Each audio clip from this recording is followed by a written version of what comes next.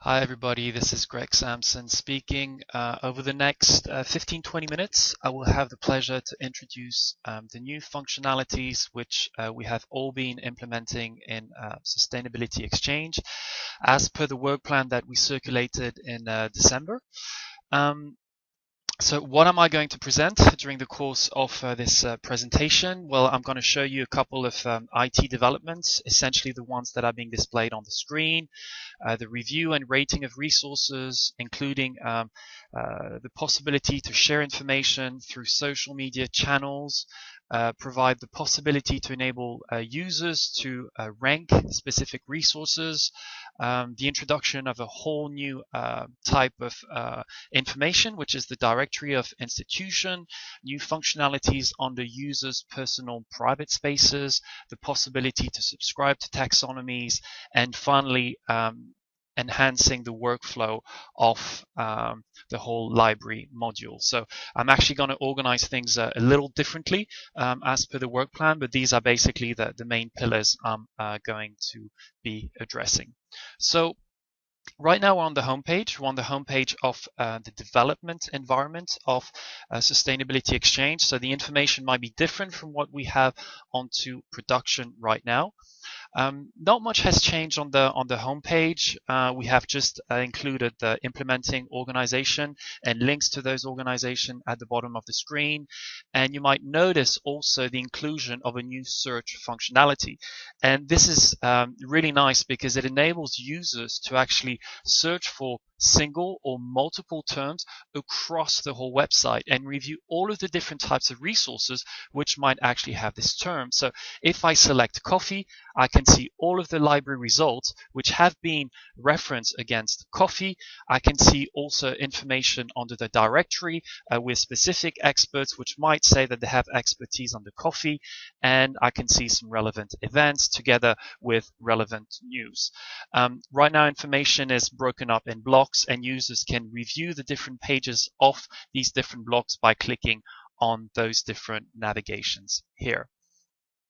So now let me move on to the next set of changes, which is the inclusion of social media across the whole website. You can already see this here on this page under the general search. So across the website, for each pieces of content and under each of the modules, users have the possibility to share some information through their own Facebook channels, through their own Twitter channels, or their own LinkedIn profile by clicking on a button. So this is a nice little feature that we have added. What you might also see, which you did not see before, is this whole kind of rating system. So what users can do, and this would only be for users, but there again, this is for discussion among all of us, they could actually rate specific pieces of content across the website. And this is applicable to all of the content across the website except the expert profiles. We're not going to say this given individual is 5-star, this individual is 1-star. We don't want to go there. But essentially with this star rating, it's a bit like on Amazon. You know, you can say whether or not something was good for you or whether it was not. And this is going to be up to the users to actually rank the resources, so that right now we have, 300-400 documents in the library. If they run a search, they might actually go towards those that have the best potential ranking. Another thing that we have also included in the library, and which is part of the whole workflow of the library, which Petra has been discussing with all of you already, it's the whole kind of user manual as to how to go about uploading documents. So this is a draft right now, which you see on the screen. This has already been circulated to you. We will be collecting your feedback also on it, but it's basically an overview so that users who actually want to share their information with us actually have a guide as to how to go about it. And this also enables us to ensure that the information that we have under the library is as relevant as possible. So now what I'm going to do is I'm actually going to log in as an admin user. You will see that the top navigation bar is going to be a bit distorted, but this is only for admin users. Okay, it's because we have other functionalities at the top, etc., etc. But for normal users, as I will be showing towards the end of this presentation, this is not the case. So right now I'm logged in as myself, the admin user, I'm going to go back to the library, and you're actually going to see a new button on the screen as part of the library, which is part of the whole workflow of the documents. And what this button basically does is that it informs us, admin users, or people part of the community who would be reviewing content of documents that are pending approval. So all of these documents that are in the system, but which still need to be reviewed. Sorry, the website on development is quite slow, but there it is, it's loading up. And you can see this new button, Documents Pending for Approval. And if I click on it, I will see all of those documents which people can review, ensure that they are properly referenced, that they have their own purpose in the system, and they can actually clear them to actually be added onto the library. Some of you might already also have received some emails. I think Michael raised this last week, that he had received an email that said there are currently 90 documents pending approval in the system. That is to say that all of those individuals that are part of Sustainability Exchange and who would like to actually be in a position to review documents, or for us admin users, we could be informed on a weekly basis as to the number of documents which still need to be previewed. When I talk about members of the community who could be part of this, what we have done in the back end of the system is that we have created a kind of new user group. They're called peer review group. That is to say, if we have identified individuals who want to take part in this community and also help us to actually ensure that these documents are properly fitted to Sustainability Exchange, well, they could be part of that group. Once they log in, they would see this button. It doesn't mean that they would have the whole admin rights as I have right now, but they would just have access to that extra button. And there again, bridging back to what Petra is doing right now with Marjolaine, with the whole kind of document quality review system. We're also putting together a document that would be given to those peer review group, which would be a little more detailed, of course, than the previous PDF I load up on the screen for the user upload of resources. So now I'm going to move on to the forum. So based on the feedback that we received for the COP discussions, we have made a couple of changes there. As was agreed with Caesar, we actually made two different containers. So there's one container for general discussions and one container for moderated discussions. It's still up to us, whether we want moderated discussions to come first or general discussions. That's to be discussed. It's just a detail, but just to show you that now they are properly broken up, so as to really bring some clarity as to what is moderated and what is not. Now, a couple of things that we have also done on the forum side, based on the feedback that we have received, we have essentially changed the position of the subscription, unsubscribe buttons in the system, and we have also tried to prevent big blocks of text that are being written with no formatting by adding a whole new enriched HTML text system. That is to say, people can change colors, put bold, put some bullet points, etc., in their responses, so as to make them a little more clearer for review. What we have also done is we have fixed the bug in the automatic email notification, whereby users who would be subscribed to a given discussion would have the first few sentences of feedback repeated. So this has been fixed. So the whole system will be ready for the second round of COP. Now let's turn to the directory, and it's actually the directory where there has been the most changes that have taken place. So you can see that we have used a different layout now. We actually have a directory for experts and a directory for institutions. So let's just focus on the experts first. What you can see at first sight is that we have brought forward some information about the users. So rather than just saying, their name and their organization, we actually give information about the working language, the skill specialization, and you will also see that we have brought in the endorsement functionality. And this is actually really handy when it comes to identifying and kind of endorsing those users who might really be experts from a given organization. They're basically not fakes, if you like. And this was brought up last December. So if I were to say, listen, I'm only interested in those users that are focusing on SxC, what you will see on the screen right now is that 4 individuals have been returned to me. Okay, Guillermo, Uku, Alexander, Gregory, Samson.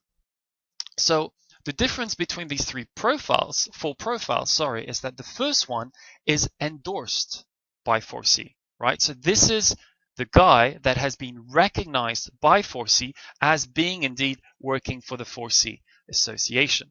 What you can also see is that Alexander Miller is the contact person for this organization and sustainability exchange. Alexander Miller is actually my fake account. This is only a test, okay? But that's just to say that the right to actually endorse a user institutionally could be given to one or multiple individuals from a given organization who could then grant the endorsement for a given individual. The user, Uku and Gregory Samson, they're not endorsed. They might have said, listen, I work for SxC or I'm an expert on SxC, but they are not recognized by the SxC Association as being indeed a relevant trainer. So this is the first thing I wanted to show. Now, another thing which has also changed under the experts directory is, let's say, I'm going to look for Marjolaine. Oops, sorry, it's not a reset. And I get the user in front of me. Oh, sorry. Oh, enter, no reset. Yep, there we go. So we have the user, and what we have for the users is that we want to showcase those users who are more active than others in the whole community. So what we have also included is the number of documents that have been uploaded or approved, and the number of contributions, which have been made in the forum. So users can actually see at a snapshot what is what has been the contributions of these given users. Now, if I click on Marjolaine, there again, the view, it's the admin view. That's why you see all of these boxes at the top. But a new feature that we have included is that we have referenced all of the pieces of content which have been introduced by this given user in the system. And we've broken them down in the kind of modular approach of sustainability exchange. So we've got the library.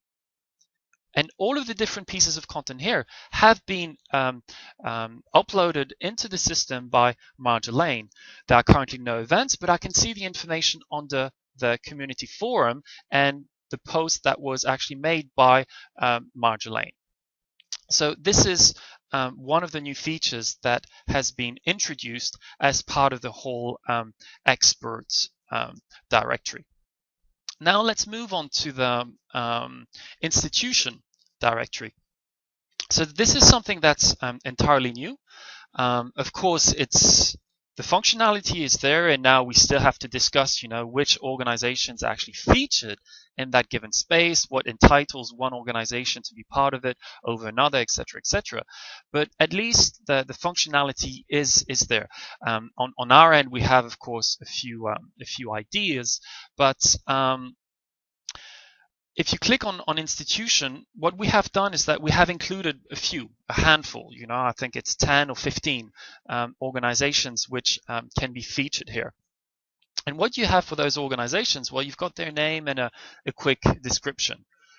If I am to click on the organization in itself, let's say I'll click on scan, it will be the same rationale as for users. That is to say, you see the information about the organization, but you also see the library content that is associated to that given organization.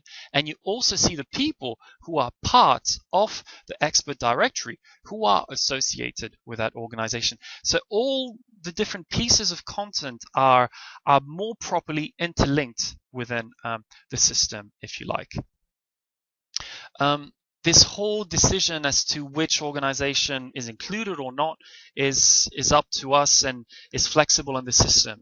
When we first implemented the functionality, we'd have hundreds, of organizations that were already existing there, but they were really trying to focus on a smaller subset, and we kind of manually say which ones are included, which ones are not. The 10, 15 that we have included to date are basically those which I believe have over 20 library documents referenced for them. Okay, this was just a criteria that we selected, but we could also think about the business model, right? Having some organizations pay to be listed here.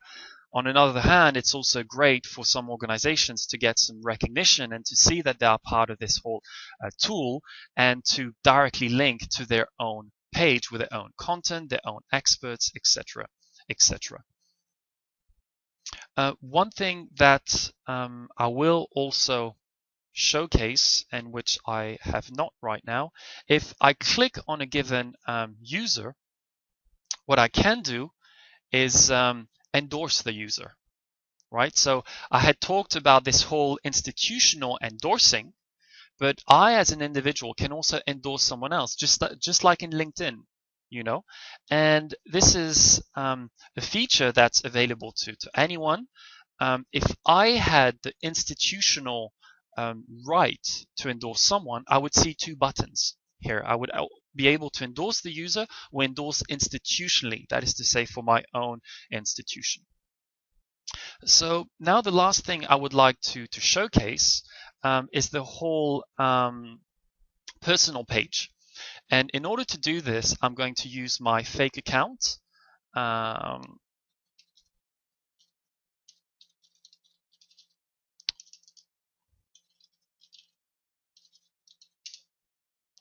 And what happens here is that in the previous system, users would log on and they would not see anything, right?